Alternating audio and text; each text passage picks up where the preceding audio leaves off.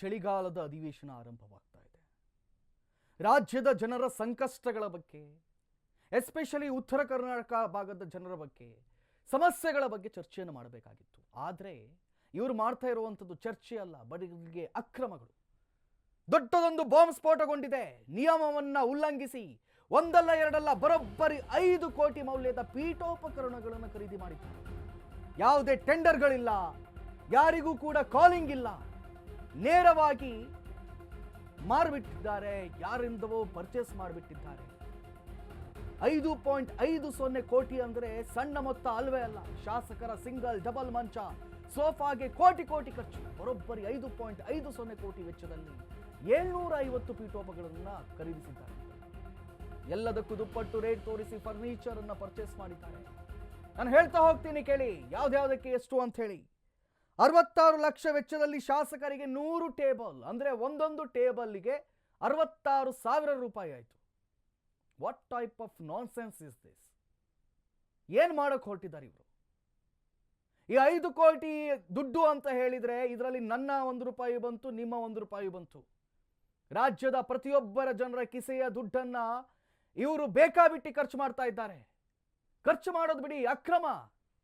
100 ಟೇಬಲ್ಗೆ, ಒಂದೊಂದು ಟೇಬಲ್ಗೆ 66,000 ಅಂತ ಹೇಳಿದ್ರೆ ಯಾವ್ದ್ರಲ್ಲಿ ಮಾಡಿಸ್ತಿದ್ದಾರೆ ಹೇಳಿ? ಚಂದನದ ಮರದಲ್ಲಿ ಏನಾದ್ರೂ ಇವ್ರು ಮಾಡ್ತಾ ಇದ್ದಾರೆ ಹೆಂಗೆ? ಟೆಂಡರ್ ಇಲ್ಲದೆ ಖರೀದಿಸಿದ್ದಾರೆ ವಿಧಾನಸಭೆಯ ಸಚಿವಾಲಯ. ಯಾರಿಂದ?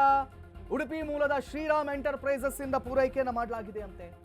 ವಿಧಾನಸಭೆ ಸಚಿವಾಲಯದ ಒತ್ತಡಕ್ಕೆ ಮಣಿದ ಆರ್ಥಿಕ ಇಲಾಖೆ ಪ್ರಭಾವಿಗಳಿಗೆ ಮಣಿದ್ಬಿಟ್ಟಿದ್ದಾರೆ. ಸ್ಪೀಕರ್ ಖಾದರ್ ಸಾಹೇಬ್ರೆ, ಇದು ನಿಮ್ಮ ಗಮನಕ್ಕೆ ಬಂದಿದ್ಯಾ? ಖಾದರ್ ಸಾಹೇಬ್ರು ಇತ್ತೀಚೆಗಷ್ಟೇ ದುಬೈಗೆ ಹೋಗಿದ್ರು. ದುಬೈ ಬೆಹರೇನ್ಗೆಲ್ಲ ಹೋಗಿದ್ರು, ಮೆಕ್ಕ ಯಾತ್ರೆಯನ್ನ ಮಾಡಿ ಬಂದ್ರು. ನೀವು ಬರೋದ್ರೊಳಗೆ ಇಲ್ಲಿ ಏನೆಲ್ಲ ಆಗಿದೆ ನೋಡಿ ಸಾಹೇಬ್ರೆ, ನಿಮ್ ಗಮನಕ್ಕೆ ಬಂದಿದ್ಯಾ? 78 ಲಕ್ಷ ವೆಚ್ಚದಲ್ಲಿ 200 ಪರ್ದೆ ಅಂತೆ. 78.80 ಲಕ್ಷದಲ್ಲಿ 85 ಸೋಫಾ ಸೆಟ್. 30.24 ಲಕ್ಷ ವೆಚ್ಚದಲ್ಲಿ 75 ಸಿಂಗಲ್ ಮಂಚ. ಇವ್ರನ್ನೇನು ಚರ್ಚೆ ಮಾಡೋಕ್ಕೆ ನಾವಲ್ಲಿ ಕಳಿಸ್ತಾ ಇದ್ದೀವ? ನಿದ್ರೆ ಮಾಡಿಕೊಂಡು ತಮಾಷೆ ಮಾಡೋಕೆ ಕಳಿಸ್ತಾ ಇದ್ದೀವ? ಒಂದೊಂದನ್ನ ಕೇಳ್ತಾ ಇದ್ರೆ ಶಾಕ್ ಆಗತ್ರಿ. ಸಾರ್ವಜನಿಕರ ಸಮಸ್ಯೆ ಬಗ್ಗೆ ಇವರು ಆಲಿಸಬೇಕಿತ್ತು. ಕಬ್ಬು ಬೆಳೆಗಾರರು ಸಂಕಷ್ಟದಲ್ಲಿದ್ದಾರೆ, ರೈತರು ಸಂಕಷ್ಟದಲ್ಲಿದ್ದಾರೆ, ಭಾಗದ ಜನತೆ ಸಂಕಷ್ಟದಲ್ಲಿದ್ದಾರೆ, ನಿರುದ್ಯೋಗದ ಸಮಸ್ಯೆ ತಾಂಡವ ಆಡ್ತಾ ಇದೆ.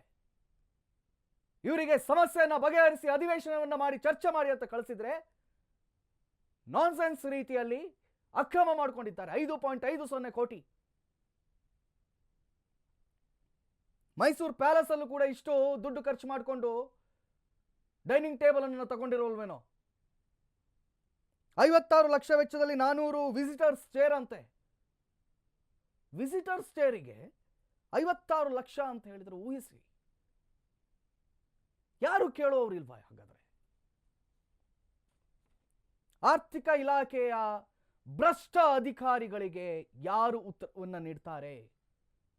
ಭ್ರಷ್ಟ ರಾಜಕಾರಣಿಗಳಿಗೆ ಯಾರು ಪಾಠವನ್ನು ಕಲಿಸ್ತಾರೆ? ಒಂದು ರೀತಿಯಲ್ಲಿ ಬಿಜೆಪಿಗೆ ದೊಡ್ಡ ಅಸ್ತ್ರ ಇದು. ಅದನ್ನ ಯಾವ ರೀತಿಯಲ್ಲಿ ಬಳಸ್ಕೊಳ್ತಾರೆ ಅನ್ನೋದನ್ನ ಇನ್ನಷ್ಟೇ ಕಾದು ನೋಡಬೇಕಾಗಿದೆ.